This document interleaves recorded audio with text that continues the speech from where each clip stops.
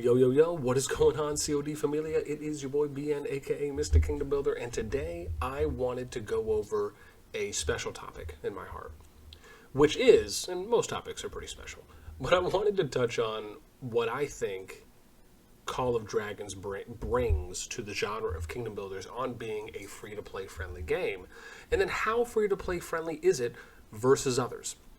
So we're going to do a few things today. First off, I'm going to start by explaining what I believe makes a game more free-to-play friendly than another, and then what goes into that. And then we're going to touch on the free-to-play friendly points and features that are in Call of Dragons on why I think this game is doing a good job so far of that, and why you as a free-to-play player should look forward to being able to play Call of Dragons when it does officially release for global. Before we get started, as always, if you enjoy the content, make sure you sub, like, ring the notification bell, and if you want to join and be a part of our conversation, hit up the Discord. You can find a link to that in the pinned comment description right down below. Okay, now that we got the spiel out of the way, let's touch on, first and foremost, what makes a game, is specifically Kingdom Builders within this genre, free-to-play friendly or more free-to-play friendly than another.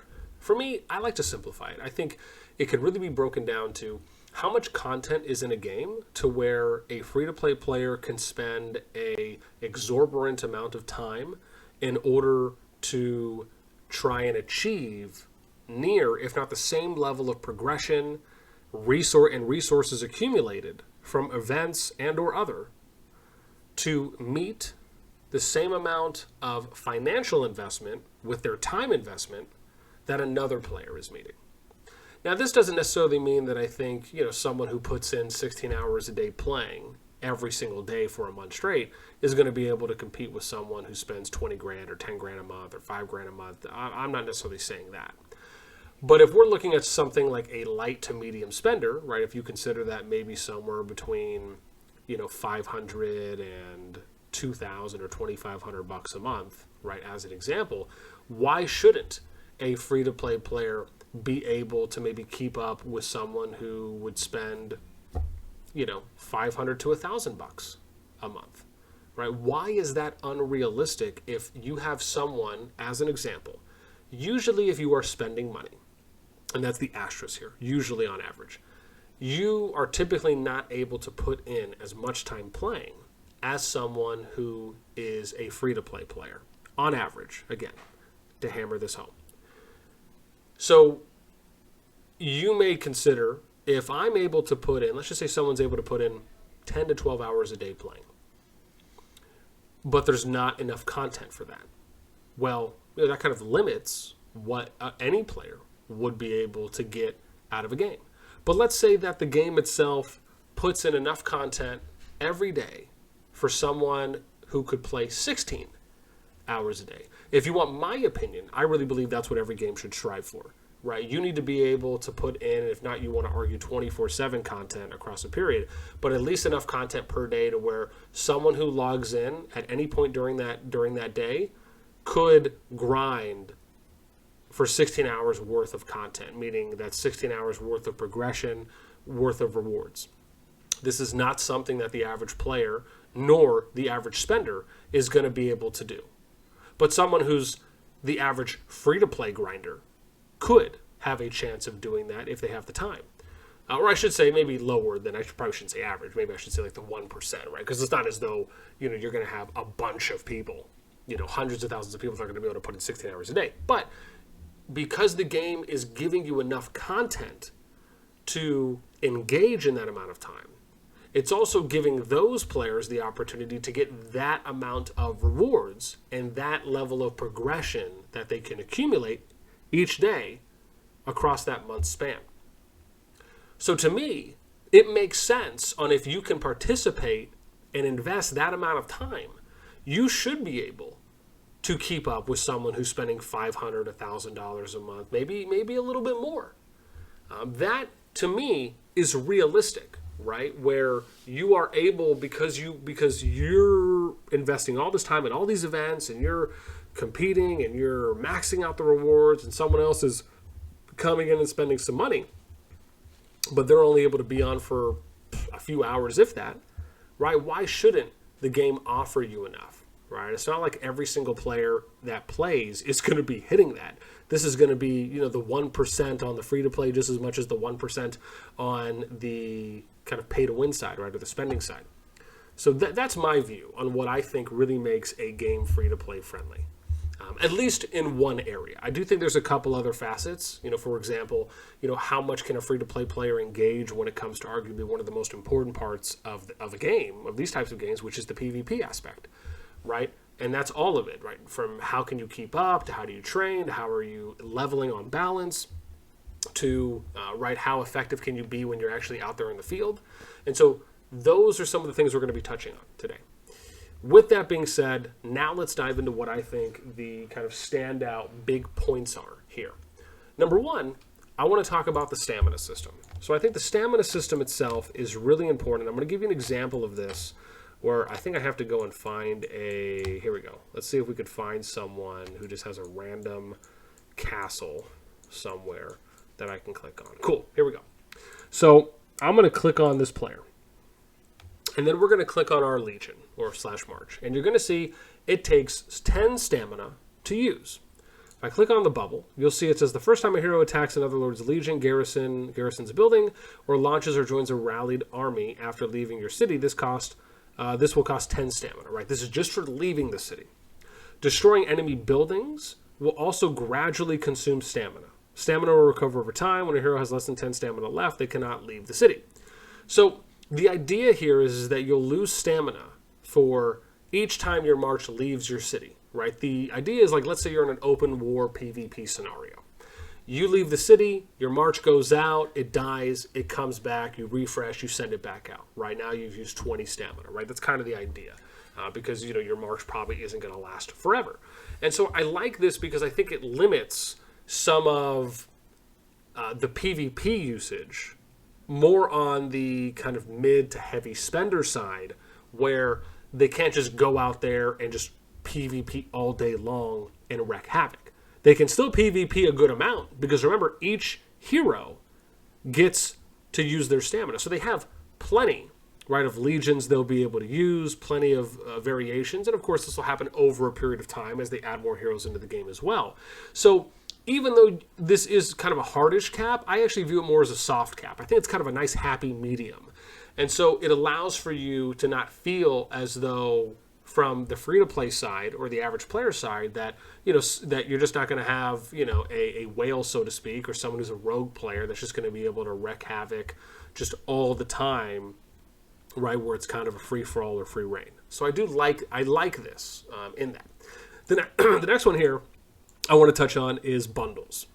Now, this is something obviously that you have to spend money on, but I want to point something out because I've touched on this in my best spending guide video, which is kind of like an intro to spending, is that a lot of the price points are a lot lower.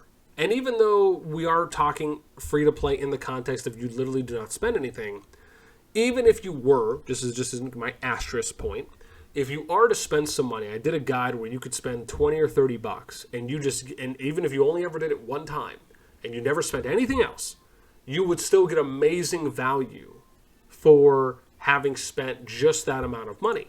And to me, even though it may not be directly factored into a free-to-play, I do think it's good because even if you're not able to spend, because remember, you're talking about average spenders, right? If you're able to scrounge 20 or 30 bucks up from whatever it may be and you only ever use it one time for the entirety of playing the game, that to me is great value. And I think that leans more on the free-to-play side of things more so than it leans going towards kind of the, pay-to-win, heavy spender, whale side of things. And that point may be good or might get lost in translation here nor there, but I just thought it was good to point out. Number 3, I want to talk about behemoths. So being able to summon behemoths. This is something that for the most part really kind of affects both sides, but it does so in an equal way. Meaning that when a behemoth is summoned on the field, you, just like they, and I mean, whether you're free to play or you spend, you both have to fight it equally. And you're both able to fight it equally when it comes to one of the next points that we're going to touch on here later, when how you're able to damage it, how you're able to combat it. Now, some of the values and the amount that you'll be able to do to them can and may vary, just because with the general understanding of kind of free-to-play versus people who are spending and being able to progress a little faster. But you're still able to impact a fight, I would argue, just as much if you play it out appropriately. The next one we're going to touch on is Barricades. So Barricades, to me, I think, is something that is very unique in Kingdom Builders, which is basically building interactive objects on the map. An example of this, if I click here and I click Barricade, now I don't think I have these unlocked yet, right? Yeah. So I don't have any barricade manufacturing, but let me just give you an example. I'm just going to go over to a pass, and then I will be able to show you this. So let's just go over here to Zone 3. I'm going to zoom in on a pass, and I'll show you what I mean. So if I zoom in here, you'll see these X's here. These are barricades. Barricades essentially slow down the march speed for enemy legions or non-alliance and non-union alliances members that pass through them. This is something that anyone can build in an alliance that has this unlocked, just as much as they can destroy them. And this is something that I think is very free-to-play friendly, because this factors into the average idea, or to the idea of the average free-to-play player, right? Or having more free-to-play players than spenders in a game, and more often than that, having an average free-to-play player online more often than someone who's not. And that translates to them having more activity time and more time to go in-game and, for example, build a lot of these that really play a huge factor in fights. So I think this is another free-to-play friendly aspect. The next one here is building and destroying, right? So being able to go, and I think there might be, I don't know if there's a fight going on right now. There could be here in, I'm in server 2 right now, so I'm just going to go and check, because I think there was something that was happening here. I just don't know if anyone's building or anything. Okay, yeah, so you see, here's an example. So you got TA who's building this flag. If you look at what's happening, right, you're not going into the structure, right? You're building these things on the outside of the structure.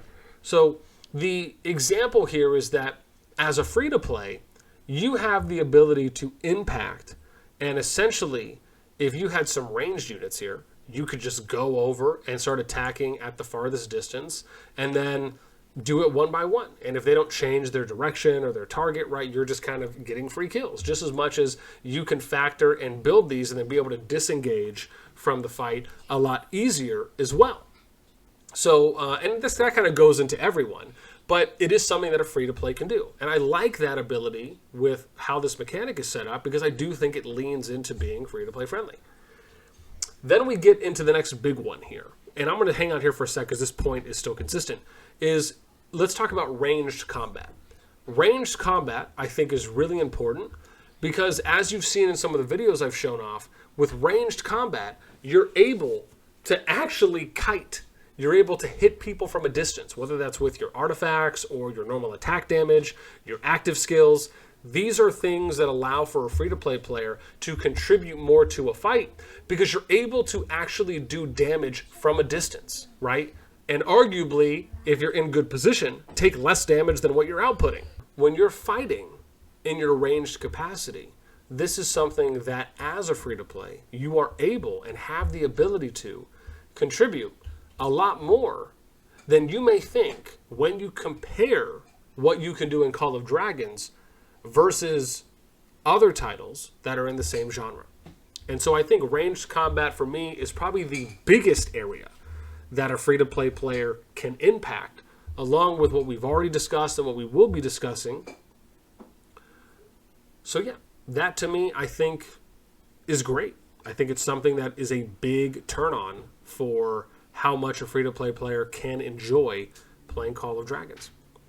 Okay, the next one here is going to be season resets.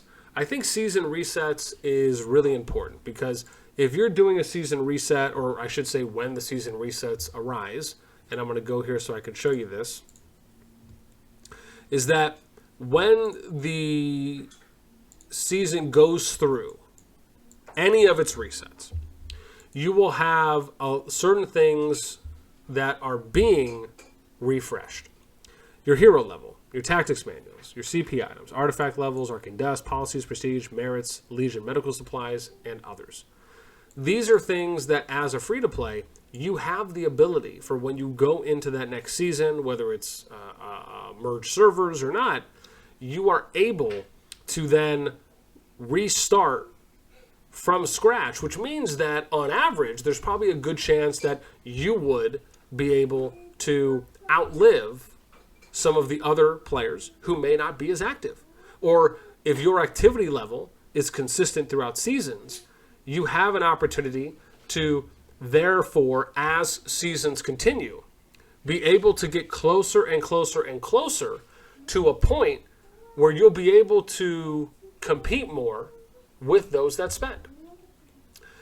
Now, as an example, things like your city hall level, those will maintain the amount of tech you've researched in your academy. That doesn't reset.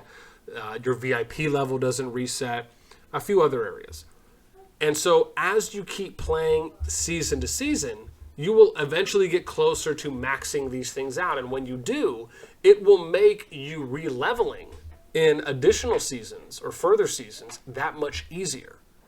And this will play and factor towards you being able to get that much closer to, not maybe, again, this isn't to say that you're ever going to be on equal footing, so to speak, with someone who spends, just because those kind of provide their own inherent advantages when it comes to, leveling more heroes, replenishing their troops, having more troops at their disposal than are free to play. But it will allow for you to get a little bit closer. And that, to me, because of the unique way that the season resets are being applied in Call of Dragons, and then what they're also allowing for you to keep, I think that's a benefit.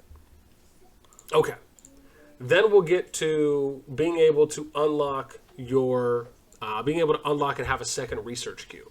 This is something I think is actually pretty free-to-play friendly, because once you get to VIP 8, you will permanently unlock a second research queue, which means you could have 2 Academy Tech queues going on. That, to me, is pretty free-to-play friendly because you don't have to spend for it, right? You just have to invest pretty much all your gems to get to a certain VIP level, and then you'll unlock this. And once you unlock it, you'll have it for all future seasons, and more importantly, right, you'll have it throughout however long it takes for you to max out your Academy Tech. Then the next one here is being able to unlock the second builder queue. Now this costs 5k gems, something that as a free-to-play, if you don't spend anything, you can have this be the first thing you unlock, and then you just start investing all your gems into VIP. But this is something that I think is, again, still free-to-play friendly because they give you the opportunity to use premium currency to unlock it, and it's not gated behind some paywall. Then the next thing I want to touch on here is, and this is similarly to being able to conduct PvP and PvE, is that as a ranged unit, you can kite your PvP, right? Where you're a ranged unit and I'm attacking from range, I'm running back or I'm running away, I attack, I keep running, okay, then I attack, I keep running. You have this ability to kite in this game, to poke in this game. And it may not necessarily be in the kind of traditional sense for those of you that, play any kind of true RTS games or League of Legends, StarCraft, as examples. But you have the ability to do something similar and mimic-like in a way that closely resembles that.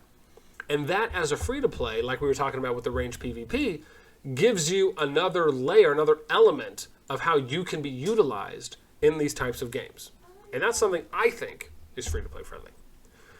Then we get to the next one here, which is region locking / resurgence use. This essentially means that as someone who is a spender or a whale, for example, is that once you get to a certain point in the game, you can't just jump around, right, region to region. And let me see if I can give you a better example here, if I may. By going in here, we'll take a look at the map, just so I can kind of give you maybe a clearer overhead. So what this means is that if you start off in Chalthea, right, and this is your starting region, or your occupied, not occupied, but your I guess your home region, I should say, you cannot, for example, then go and join an alliance in any other region without using Resurgence or going there before you hit City Hall 12. And then again, once you hit once you hit Lightbearer, which is a later Augur Stone, one of the last Augur Stones, which is kind of like your Chronicles or your Monument. And so this is something that I think is very friendly to the game, along with, and we'll talk about this next, which is being able to kind of switch alliances, right? When you do Resurgence, you have a 3-day cooldown, your policies reset, and half of your prestige is returned. And then 80% of your current troops are automatically or immediately put in the hospital. So, again, if you're someone who spends, you're probably going to hit City Hall 12 really fast and really soon. And so if you hit that early on in the game, you're going to basically be hanging out in your province, with the exceptions, of course, of attacking passes and moving to provinces the manual way. But you won't just be able to go and hop and join and go and attack anyone and everyone. The same thing with if you were to leave and join another alliance and apply that, right? There's a cooldown timer that's applied when you leave an alliance and you join another one before you can then teleport or relocate to that alliance's territory / a new region. So this is something that I think is more free-to-play friendly because it's kind of a preventative measure, if you will, right? Kind of a soft cap on that area that I think is important. And that pretty much rounds out the last things that I wanted to point out on what I think really makes the game a lot more free-to-play friendly than some others because of a few of the unique features and instances that we find ourselves being able to enjoy within Call of Dragons. Now, this may or may not be everything, but these are some of what I felt are the important kind of standout-ish features. If you feel that there are any other features in the game that you would like to comment on when it comes to being more free-to-play friendly or not, right, let me know in the comments down below. I hope you guys enjoyed this video as usual, if not hopefully as always, and that's actually going to be it for me. So until next time, I will catch you later.